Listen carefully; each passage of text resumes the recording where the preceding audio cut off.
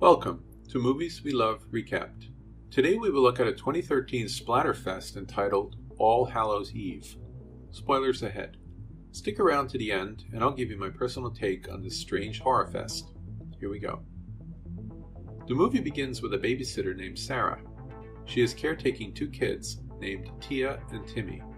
Sarah is taken aback when she discovers an unmarked VHS tape in the children's Halloween candy bag after a night of trick-or-treating. However, the kids manage to persuade Sarah to let them view the tape.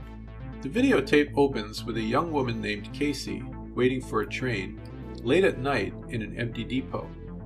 She eventually finds herself alone and confronted with a creepy, mime-like clown. After quietly tormenting the woman with a flower containing an enormous insect, he attacks her, injecting her with a syringe, and she slowly loses consciousness. She regains consciousness to find herself chained in a long-abandoned subway tunnel with two other captives, Kristen and Sarah. When one of the captives is pulled away by her chains, Casey and Kristen follow their own chains to the ends. In an attempt to free themselves, Casey uses a large rock to break the chains, but is interrupted by a disfigured humanoid. He attacks the screaming Kristen and slaughters her with a large meat cleaver. Accidentally, the humanoid frees Casey by cutting her chains with the same cleaver. However, she is soon overpowered and tied down by a group of hooded figures. Casey is forced to watch as the figures extract a fetus from a pregnant woman, and then she herself is tortured by a demonic figure. The first story over, Sarah puts the children to bed, regretting her decision to let them watch such a film. She returns to the living room and, curiosity piqued, continues watching the tape. In the second part of the tape, Caroline is a woman who has recently moved to a new, rural residence. One night, a bright object crashes near the house, causing a power outage. She is quite spooked in the dark and tries to get the power back on. She then realizes that her phone is now dead also. She runs out to the car, and to her horror, her car is also malfunctioning. It won't start. She screams in frustration. Terrified, she goes back to the house and keeps searching with a flashlight. She begins to suspect that she is not alone in the house. Suddenly, she receives a call from her husband, John, a painter, but the call gets disconnected shortly after. She soon realizes that she is being hunted by an extraterrestrial. She manages to stab it a few times with a knife and runs and hides in a small room under a staircase. However, her phone rings once again, exposing her hiding place to the alien. It drags her away, but not before she unveils an Art the Clown painting by John. In the third and final part of the story, we see a costume designer driving down a deserted road. She stops at a gas station where she witnesses the station attendant forcibly ejecting Art the Clown, who had vandalized the gas station's bathroom walls. The clown leaves, but not without first eerily smiling at the girl. As the attendant fills up her tank, he hears a strange noise coming from inside the gas station and goes to investigate.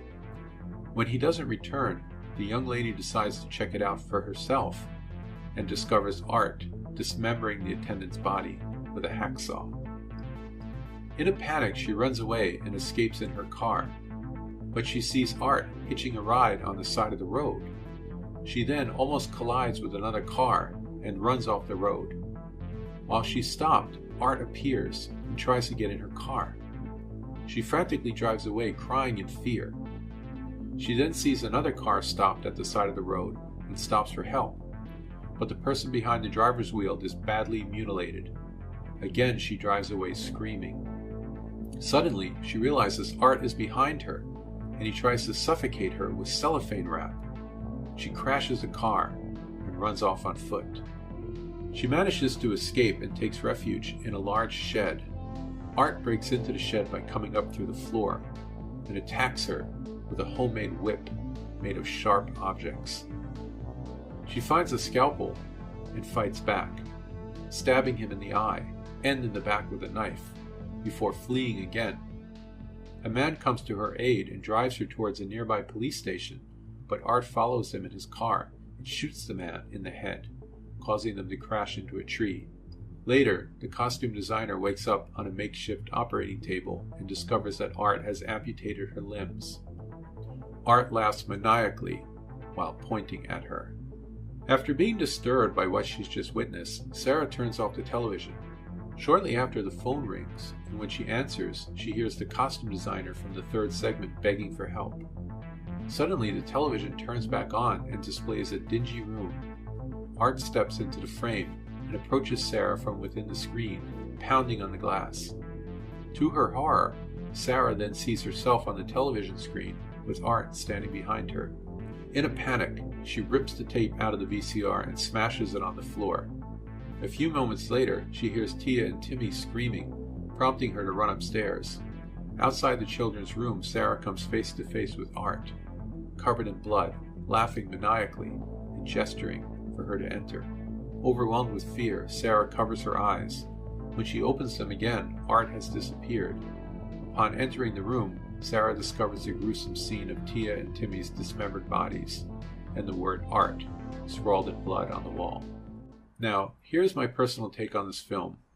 There were parts of the film that I loved, and other parts, well, not so much. I really liked Art the Clown, and I would have liked to see even more of him. I think he's definitely a crowd favorite, and the reason for his starring in the Terrifier films.